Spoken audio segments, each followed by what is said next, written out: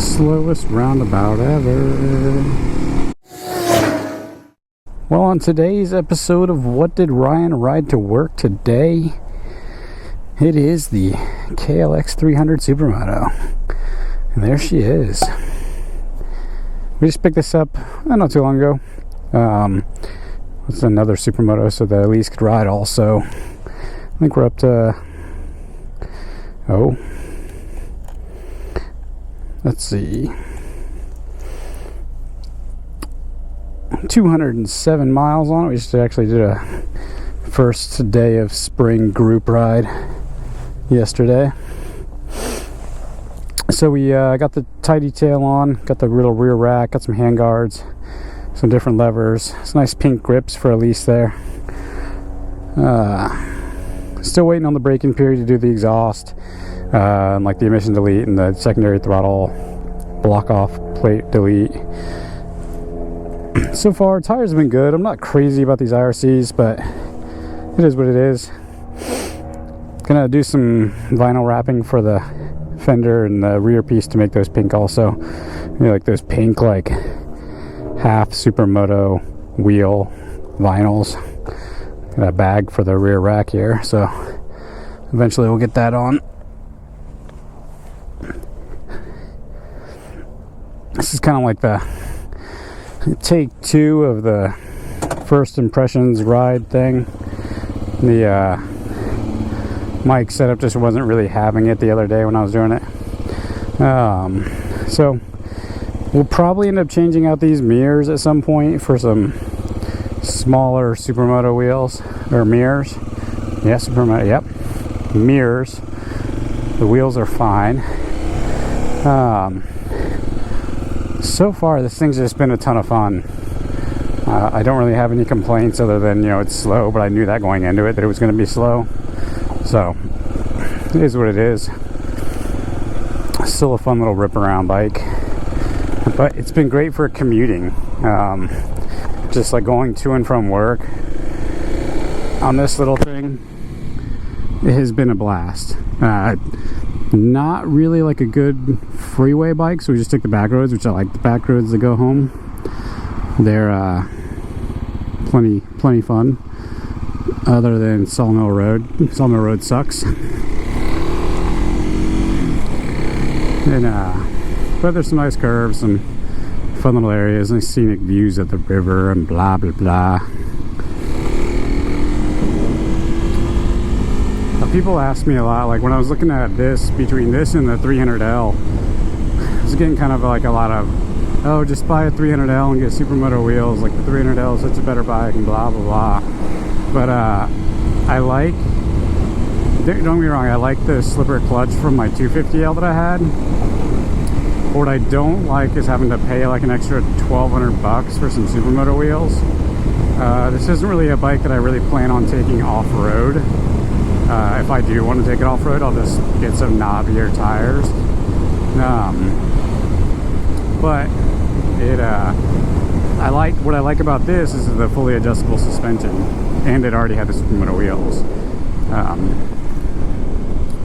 Not having to buy a whole set of wheels when all I really wanted was a Supermoto and not a dual sport that I have to then buy a different set of wheels for. Granted, the aftermarket on the CRF is slightly better, but so far I've found everything that I could possibly need for this. There hasn't been anything where I'm like, man, I really wish that I could find a pair valve delete or an O2 sensor delete. I've been able to find everything I need. I don't really plan on going crazy on this bike. It's not a go crazy kind of bike. It's gonna be we'll get some kart track days on it and just have a blast riding it around and having fun. It'll be a fun little Supermoto for Elise to ride. It's not crazy powerful or I'm going to be looping it or anything like that. I'm sure if I really tried, I could probably do a wheelie on it, but I can't do a wheelie in general. So yeah, I guess if I drop it trying to do a wheelie, I won't feel so bad because it was cheap. So it's not like the ad that I got from Triumph the other day for my Speed Twin, where there's a guy doing a nooner in the ad, just like, meow, want a $12,000 bike. Now, do I wish that I had a fuel gauge? Yeah, especially since the brake cable kind of goes right where the fuel light is at, so I don't really ever notice it when it comes on. Because if you look, the brake cable runs right across that bottom row of gauges. So it has RPMs, which is all I really need. Clock is wrong. It's definitely not 1230. It's like 330. But I'm like batting 1,000 on buying new bikes and the clock not being set, which I'm pretty sure is like step 4 of the PDI process. But whatever, I'll set my own clocks. I did swap out for some Pro Taper Sport bars. I had the Pro Taper SEs, but they were a little bit longer, like they were wider, and I just really didn't feel like cutting them down. So I went with these. These are set a little bit lower also, which even these sitting a little bit lower, they still sit up higher than the factory bar, so the brake cable was kind of taut, and I had to kind of finagle it around a little bit so that it wasn't just like pulling on the brake cable all the time, because I could see that being bad. Just be like, yeah, I've got to hit the brakes, nothing's there, yay. But I did like the fully adjustable suspension. Doing the things that I wanted to do for like the CRF, and then having to go buy Supermoto wheels, buy the correct suspension for my weight, because I'm not a light guy. This one I can just fully max out everything and be close enough to good for what I want. So it just made sense to get the KLX versus the 300L.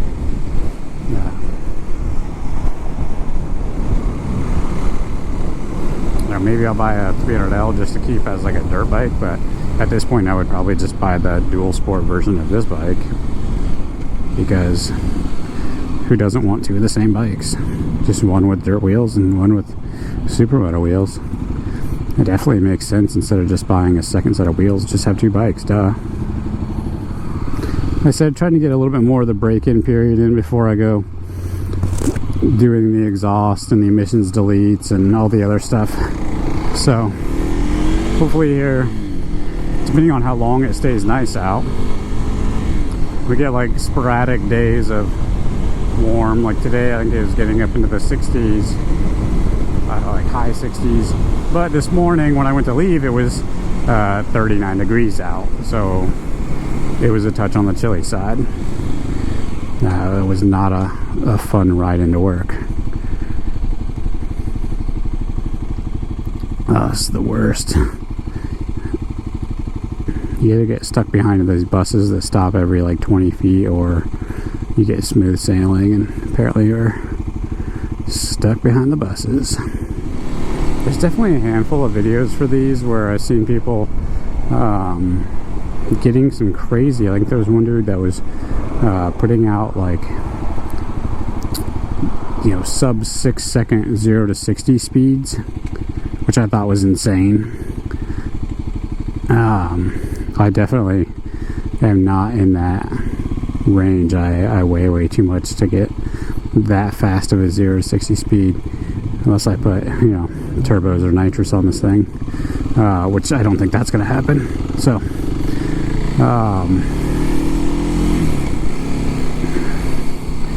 but I at least like to kind of follow some of the steps that he's done to get his as quick as it is, because I like to get it a little bit more, kart track friendly for quick acceleration and stuff like that. And I've heard that the EJK and exhaust and stuff like that will really help open that up, so that especially that secondary throttle plate, apparently that blocks a lot of your snappiness. Still waiting on a company that makes a tuner that will adjust ignition timing, because I've seen that from dyno graphs that it starts retarding the ignition timing around 7,500 RPM, so you're never going to build more power above that anyways. But right now Power Commander only makes one that does fuel, doesn't do ignition. So we'll see how that goes. There's somebody, I know one dude was talking about like a Euro version.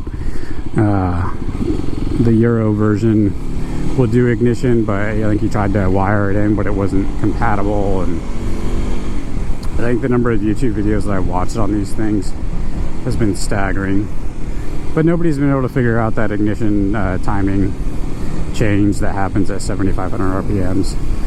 A good like solution for that, which I don't know, maybe standalone ECU, something along those lines. You know what? I think we're gonna cut over this way. We'll go up the river today.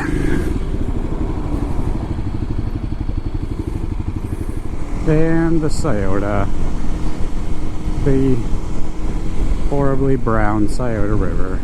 It was nice. We did a ride yesterday, and Elise was riding this, and I was on the Speed Twin, and we had some friends of Brandon and Kayla came out, and they have a XR650 Supermoto, and then he's got the KTM 690, and it just, it makes you just realize how much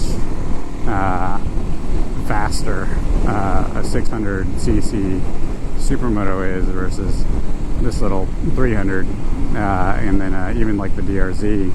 The DRZ is just big and heavy and slow, but it was fun. I definitely liked it. We were the Supermoto gang for the day. I'm pretty sure that there's a Columbus Supermoto group that I want to look into. I know Cincinnati has a big Supermoto group, because I know some of the guys from Circus Bear are in it. I will be excited. We're taking this to the Tail of the Dragon in June, so that'll be sweet. I'm very excited for that. Hit up that whole area, like the Moonshiners 28 and all that fun stuff. So that'll be a blast.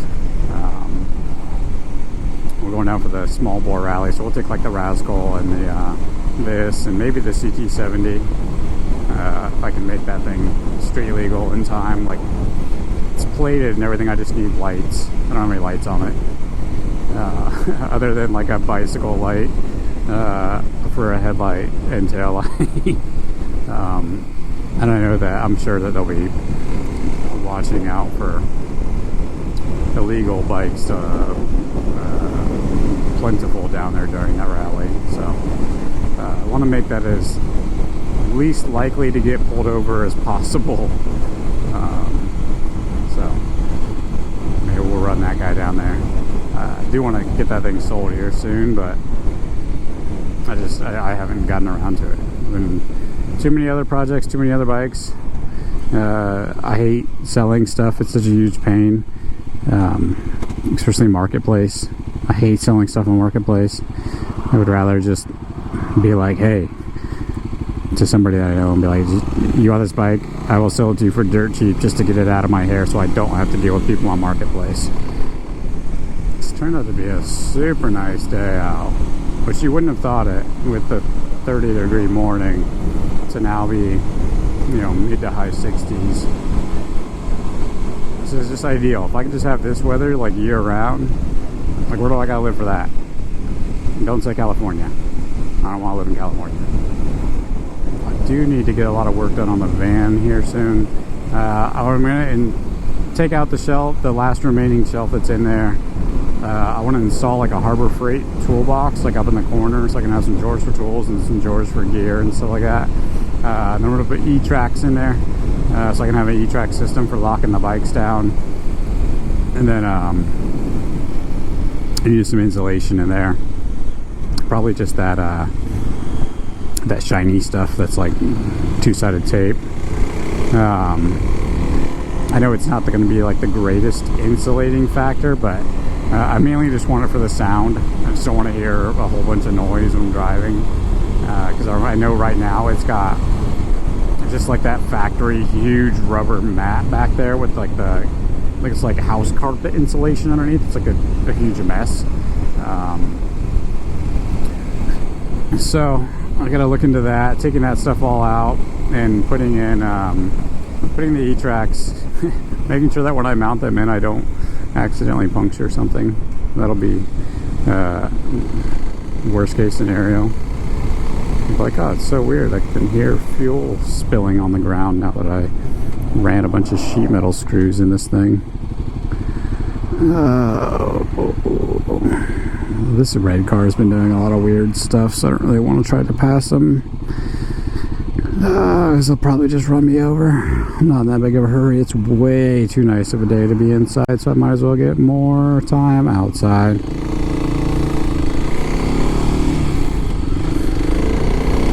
Oh, except for that Honda Civic back there apparently doesn't care about the yellow lines. Whatever, you know, whatever.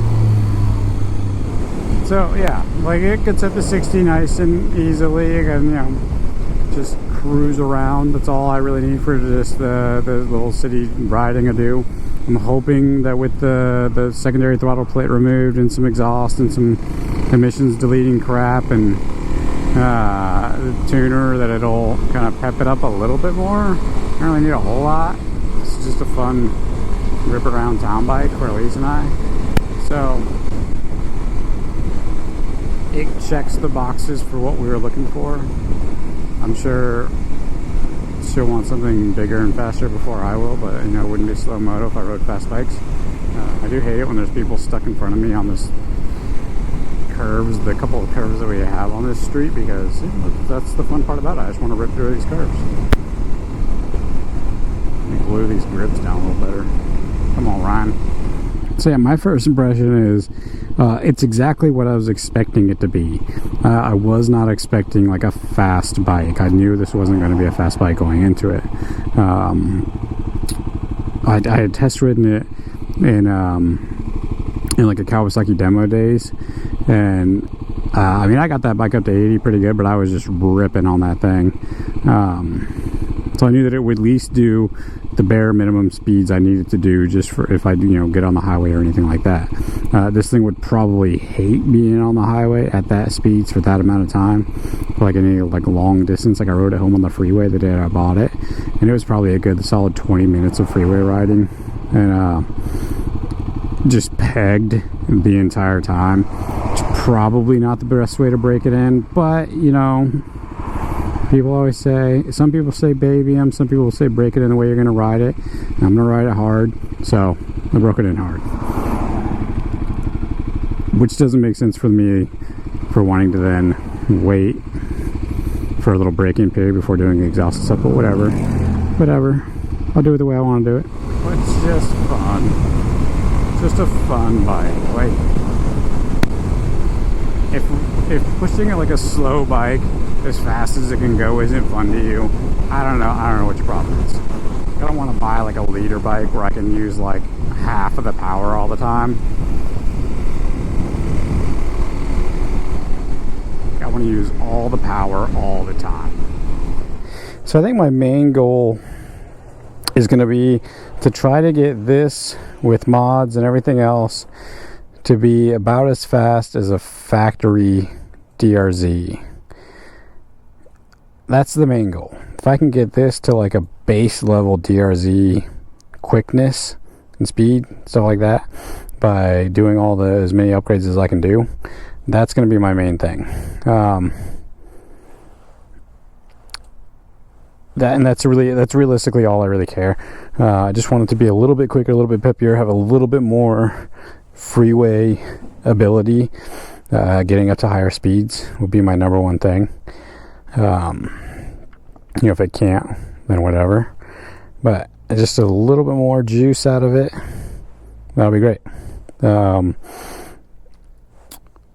Everybody said this factory's tires wear out about 3,500 miles, so I'm gonna just burn these as fast as I can, riding it around and doing whatever. I haven't really gotten too crazy with it. Still got a nice little, chicken strips there, but just because it's, you know, it's new, I just want to let it get a little more used to it. But so if I can do some mods to make this the same as a base level DRZ with fuel injection and 6 gears, then I will be happy. And it will be fun, and I will take it to kart tracks, and I will have a blast with it, and I will probably wreck it, which I was just thinking the other day when we were riding. I was behind Elise, and I was like, man, I should probably have like 1 or 2 of these coolant reservoirs on on hand, because I do take it to a kart track and I managed to drop it, because that is probably going to break, and I really don't want my day to be over because I don't have a coolant reservoir. So maybe I'll buy an extra one of those just to keep around. Other than that, though, I love this thing. It's been a ton of fun so far. I'm going to still have some more to do. Still have some I want to do something with the turn signals. I'm going to take the reflectors off, stuff like that. Then I'll start doing some power mods. But other than that, it's just a fun bike. Highly recommended. If you're a beginner, or even if you just want something to rip around town that's cheap, that gets good gas mileage, this is the way to go. With the rack on the back, I can carry just about anything I need, but I always carry a backpack rider bag. They're sweet. They're reflective. Check them out. But yeah, they're great. I love this bike. It's been a ton of fun. I definitely like the trackside handguards, mainly because they're adjustable. You can kind of put them wherever, and it makes it really nice. But yeah, I love this thing. This has been one of my favorite cheap purchases to buy. I mean, cheap, still, it's still a brand new motorcycle, but as far as a cheap motorcycle goes, this thing's a blast. Thanks for watching. Thanks for tuning in. I appreciate all the views and comments and subscribes, and yeah, get out there, do some riding, go buy a KLX300 and beat up on it. There's nothing wrong with that. It's always a great time. But until next time, thanks guys.